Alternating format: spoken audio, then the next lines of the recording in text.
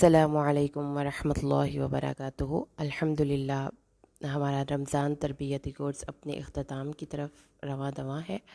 آج ہمارا second last lesson ہے جس میں ہم پڑھیں گے جماعت کے ساتھ نماز کی ادائیگی اور مساجد میں حاضری کے آداب، کیونکہ اکثر لوگ خاص طور پہ جو خواتین ہیں وہ رمضان میں ہی مساجد میں جاتی ہیں اور رمضان کے علاوہ ان کو مساجد میں جانے کا اتفاق نہیں ہوتا۔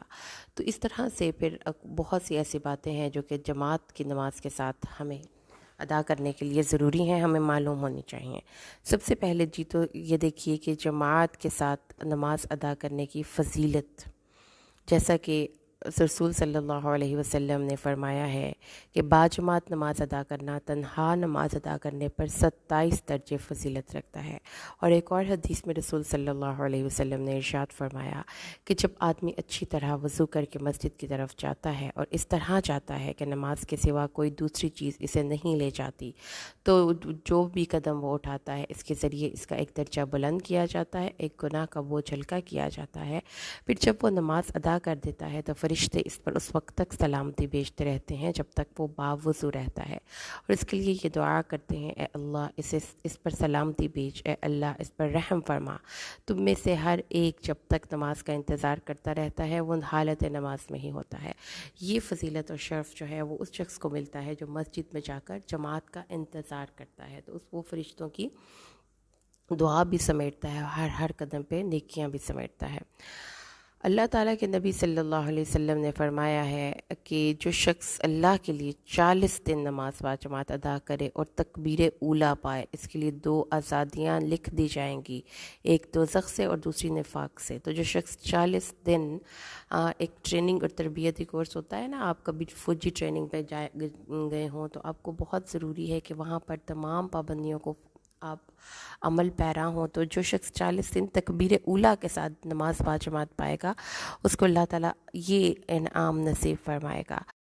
آپ کا جو بیٹے ہیں آپ کی، اگر آپ مدر ہیں یا اگر آپ لڑکے ہیں سن رہے ہیں، تو اپنے آپ کے ساتھ ایک کمٹمنٹ تو ابھی سے کر لیجئے کہ انشاءاللہ آپ نے رمضان میں اور ابھی سے رمضان کی تیاری کے سلسلے میں 5 وقت کی نماز ادا کرنی ہے۔ یہ مشکل نہیں ہے اگر آپ اس کو اپنی زندگی میں فوکس کریں، کیونکہ اکثر لوگوں کو آپ نے دیکھا ہوگا جو کہ بہت زیادہ ایکسرسائز وغیرہ کرنے کے عادی ہوتے ہیں، وہ صبح اٹھ کے بھی ایکسرسائز کرتے ہیں، رات کو بھی ایکسرسائز کرتے ہیں، مشکل ایکسرسائزز کرتے ہیں۔ آپ جا کر کبھی دیکھیں یوٹیوب پہ، تو آپ کا اگر فوکس ہے نا کوئی کسی چیز کو حاصل کرنے کے حوالے سے، تو پھر وہ چیز آپ کو مشکل نہیں لگتی، ٹھیک ہے؟ تو اس لیے یہ آپ کو پیغام تھا حق کا جو پہنچانا تھا، اللہ کے حکم سے پہنچ گیا۔ اس کے بعد جو باجماعت نماز ہے اس میں سب سے پہلے تو تکبیر پڑھی جاتی ہے، ٹھیک ہے؟ جب آپ مسجد میں جاتے ہیں تو تکبیر سب سے پہلے پڑھتے ہیں۔ جی، اقامت جو ہوتی ہے وہ ایکچولی ان کو افراد جو ادھر ادھر ہیں، کوئی وضو کرنے گیا ہوا یا کچھ بھی، ان کو متوجہ کرنے کے لیے اور صف بندی کے لیے ہوتی ہے۔ اور رسول صلی اللہ علیہ وسلم نے یہ بھی ارشاد فرمایا کہ اذان اور اقامت کے درمیان جو بھی وقت ہوتا ہے اس میں آپ کی دعائیں بھی قبول ہوتی ہیں۔ تو اذان اور اقامت یہ دونوں چیزیں جو ہیں وہ یہ نماز کے لیے باجماعت نماز کے لیے اذان کے بعد جو اقامت ہے اس کے بعد صف بندی ہو جاتی ہے اور نماز جو ہے وہ شروع ہو جاتی ہے۔ تو اقامت آپ کو پتہ ہے کہ لفظ اذان کے ہی ہوتے ہیں لیکن ان کو اور طریقے سے ادا کیا جاتا ہے۔ اقامت کے بعد اب جو اگلا مرحلہ آتا ہے وہ ہوتا ہے صف بندی کا۔ بندی نماز کی بعض جماعت نماز میں کچھ چیزیں نا، جیسے ہم گھر میں پڑھتے ہیں، ہمیں نہیں پتہ کہ صفیں کیسے بناتے ہیں، تو صف جو ہے وہ نماز کی بعض جماعت نماز کی ایک بہت اہم جو ہے آپ کہہ لیں کہ رکن ہے۔ اور رسول صلی اللہ علیہ وسلم نے فرمایا ہے کہ یہ اتمام الصلاۃ ہے اور حسن صلاۃ ہے، اور صفوں کو برابر کیا کرو، صف کا سیدھا کرنا نماز کے مکمل ہونے کا جزو ہے۔ نعمان بن بشیر سے روایت ہے کہ رسول صلی اللہ علیہ وسلم ہماری صفوں کو اس قدر سیدھا اور برابر کرتے، گویا ان کے ذریعے آپ تیروں کو سیدھا کریں گے، یعنی کہ ہم اتنے سیدھے ہو کر بالکل جیسے کسی نے کوئی، آپ اس کی مثال یہ لینا کہ اگر کسی نے ڈنڈا پکڑا ہو تو وہ بالکل سیدھا ہو، اس طریقے سے ہماری سیدھی صفیں ہوتی تھیں۔ اور اس لیے کہ ایک دن ایسا ہوا کہ آپ باہر تشریف لائے اور نماز پڑھانے کے لیے اپنی جگہ پر کھڑے بھی ہو گئے، یہاں تک کہ قریب تھا کہ آپ نماز شروع فرما دیں کہ آپ کی نگاہ ایک شخص پر پڑی جس کا سینہ سب سے کچھ آگے نکلا ہوا تھا۔ آپ نے فرمایا اللہ کے بندوں اپنی صفوں کو سیدھا اور بالکل برابر کرو ورنہ اللہ تمہارے رخ ایک دوسرے سے مخالف کر دے گا، جس سے یہ پتہ چلتا ہے کہ دوران نماز صف کو سیدھا اور برابر کرنے کی کس قدر تاکید ہے۔ اور حضرت نعمان بن بشیر کی روایت کا مفہوم یہ ہے کہ رسول صلی اللہ علیہ وسلم صحابہ کرام کی صفیں اس قدر سیدھی اور برابر کرتے تھے کہ ان میں اگر کوئی ایک سوتر برابر بھی کوئی آگے پیچھے نہ رہنا پائے، یہاں تک کہ طویل مدت کی مسلسل کوشش اور تربیت کے بعد آپ کو اطمینان ہو گیا کہ اب مسلمانوں کو صف بندی کا طریقہ آ گیا ہے، لیکن اس کے بعد جب آپ نے ایک بندے میں ایک دن اس معاملے میں ایک بندے سے کوتاہی دیکھی تو پرجلال انداز میں فرمایا کہ میں تم کو آگاہ کرتا ہوں کہ اگر صفوں کو سیدھا کرنے اور برابر کرنے میں تم سے لاپرواہی ہو گئی تو اللہ اس کی سزا میں تمہارے رخ ایک دوسرے سے مختلف کر دے گا، یعنی تمہاری وحدت اور اجتماعیت پارا پارا کر دی جائے گی اور تم میں پھوٹ پڑ جائے گی۔ پھر صف اول میں کھڑے ہونے کی بڑی فضیلت ہے۔ رسول صلی اللہ علیہ وسلم کیونکہ صف اول میں وہی بندہ کھڑا ہوتا ہے جو کہ سب سے آگے جانا چاہتا ہے یا سب سے پہلے آتا ہے۔ اگر تم لوگوں کو وہ فضیلت جو اگلی صف میں ہے معلوم ہو جاتی تو وہ صف اول میں جگہ پانے کے لیے تم قرآن اندازی کرتے۔ حضرت جابر بن سمرہ فرماتے ہیں رسول صلی اللہ علیہ وسلم نے فرمایا ہے تم اس طرح صف کیوں نہیں بناتے جس طرح فرشتے اپنے پروردگار کے ہاں صف بناتے ہیں۔ ہم نے عرض کیا یا رسول اللہ فرشتے اللہ کے ہاں کس طرح صف بناتے ہیں؟ آپ نے فرمایا وہ اگلی صفوں کو پورا کرتے ہیں اور صف میں خوب مل مل کر کھڑے ہوتے ہیں۔ حضرت ابو امامہ سے روایت ہے رسول صلی اللہ علیہ وسلم نے فرمایا اللہ رحمت فرماتا ہے اور فرشتے دعا کرتے ہیں پہلی صف والوں پر۔ صحابہ نے عرض کیا اور دوسری صف پر؟ آپ نے فرمایا اللہ رحمت فرماتا ہے اور فرشتے دعا کرتے ہیں پہلی صف والوں پر۔ صحابہ نے عرض کیا یا رسول اللہ اور دوسری صف پر؟ آپ نے فرمایا دوسری پر بھی۔ اس کا مطلب کیا ہوا کہ پہلی صف کا اجر دوسری کی نسبت زیادہ ہے۔ اس طرح سے حضرت ابن عباس روایت کرتے ہیں آپ نے فرمایا کہ جو شخص صف میں خالی جگہ دیکھے اسے چاہیے کہ خود اسے پر کرے اور اگر وہ اسے پر نہ کرے تو گزرنے والے کو چاہیے کہ اس خلا کو پر کر دے، اگرچہ کہ اس کے لیے اس کو کسی کی گردن پر سے پھلانگ کر جانا پڑے تب بھی پر کر دے۔ میں کیسے کھڑا ہونا چاہیے؟ جیسا کہ رسول صلی اللہ علیہ وسلم نے فرمایا کہ فرشتوں کی طرح کھڑا ہوا کرو اور مل مل کر کھڑا ہوا کرو۔ تم میں سے بہتر شخص وہ ہے جو تم میں سے کندھوں کے اعتبار سے نرم ہو، یعنی کندھوں کو نماز میں اس طرح سخت کر کے نہ رکھے کہ دائیں بائیں والوں کو ایذا ہو۔ حضرت ارباز بن ساریہ روایت کرتے ہیں کہ رسول صلی اللہ علیہ وسلم پہلی صف والوں کے لیے 3 مرتبہ اور دوسری صف والوں کے لیے 1 مرتبہ استغفار فرمایا کرتے تھے۔ صفوں کو پور کرنے کے حوالے سے کچھ احادیث سماعت فرمائیے۔ نبی صلی اللہ علیہ وسلم کا ارشاد پاک ہے کہ جسے صف میں کوئی کمی نظر آئے یعنی کہ فرجہ یعنی کہ اس میں کوئی گیپ نظر آئے تو وہ اس کو فل کرنے کے لیے وہاں پر جائے، حتیٰ کہ اگر وہ نماز میں ہے تو بھی اس کو اس جگہ پر چلے جانا چاہیے، نماز میں تھوڑا سا چل کر وہ اس جگہ پر جا سکتا ہے۔ اور صف باندھتے وقت رسول صلی اللہ علیہ وسلم نے یہ بات ہمیں بتائی ہے کہ صفیں خوب گھنی رکھو، جیسے درزیں رانگ سے درزیں بھر دیتے ہو کہ جب بھی کسی صف میں رکھنا رہتا ہے اس میں شیطان کھڑا ہو جاتا ہے۔ تو آپ نے ایک اور حدیث میں فرمایا کہ صف میں چھتری مطلب کہ دور دور کھڑے ہو کر آپ کھڑے ہیں، یہ ایسا نہ کرو، شیطان بھیڑ کے بچے کی وضع پر ہر اس چھوٹی ہوئی جگہ میں داخل ہو جاتا ہے۔ تو اس لیے صف ترتیب سے لگانا یہ نماز با جماعت کا حصہ ہے۔ یہ ہے کہ اب آپ اگر بچوں کو لے کر نماز میں مسجد میں جاتے ہیں تو اس کا کیا حکم ہے؟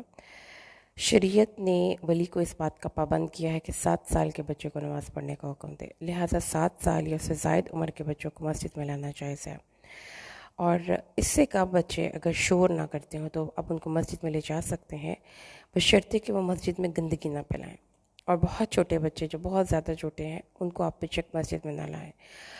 اگر ایک نابالغ بچہ ہو تو اس کو بالغوں کی صف میں کھڑا کیا جائے گا۔ ہم کیا کہتے ہیں کہ بچے ہیں ان کو پیچھے کھڑا کرتے ہیں اور پھر شور مچاتے ہیں، کیونکہ اگر آپ بچوں کو مسجد میں نہیں لے کر جائیں گے تو بچوں کی کس طرح سے ٹریننگ اور تربیت ہوگی؟ اس لیے تھوڑا سا بچوں کسی کے لیے جائز نہیں کہ وہ بچوں کو ڈانٹ ڈپٹ کر مطلب پکڑ کر صف کے پیچھے کر دیں اور ان کو ڈانٹیں۔ ہاں یہ ہے کہ والدین جو جن کے ساتھ بچے گئے ہیں ان کو بھی چاہیے کہ اپنے بچوں کی تربیت کریں کہ نماز مسجد میں کیسے ادا کرنی ہے۔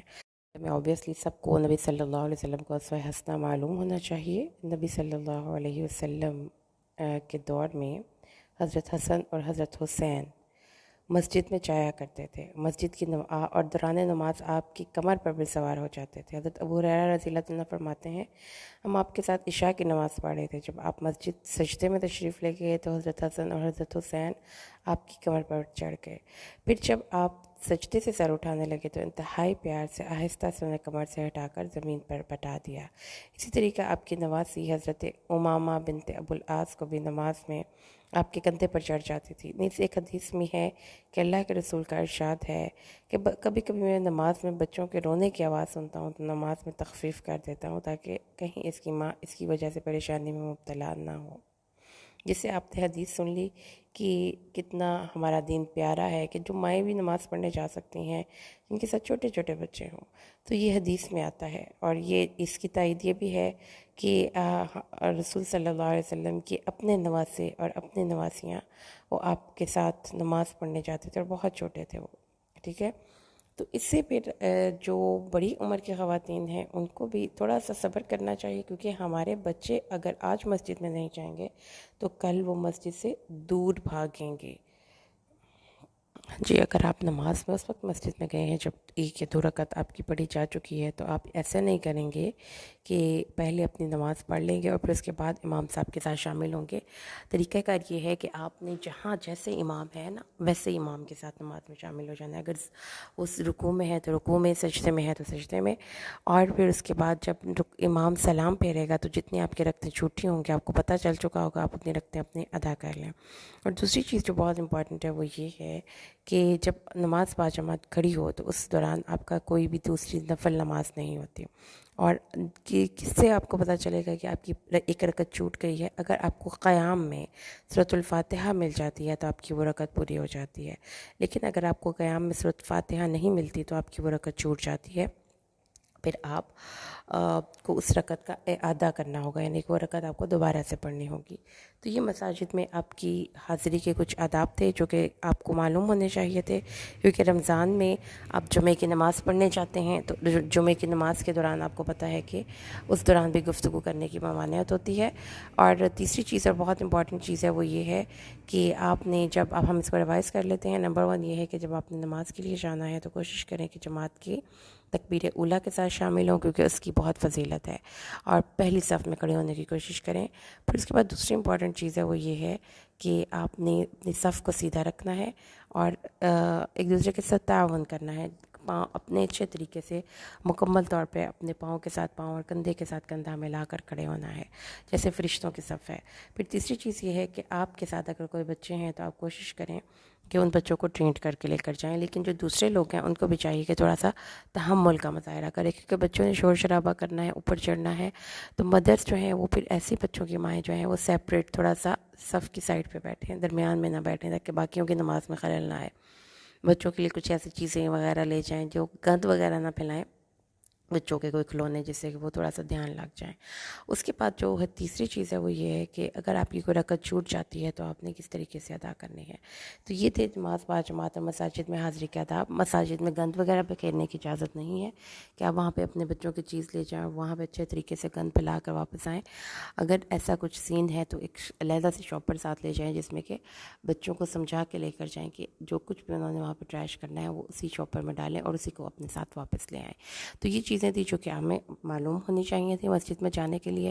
اللہ سے دعا کریں کہ اللہ رمضان کی برکات سے ہمیں فیض یاب ہونے کی توفیق نصیب فرمائے، آمین۔ بارک اللہ لی ولکم فی القرآن الحکیم ونفعنی وإیاکم بالآیات والذکر الحکیم۔ السلام علیکم۔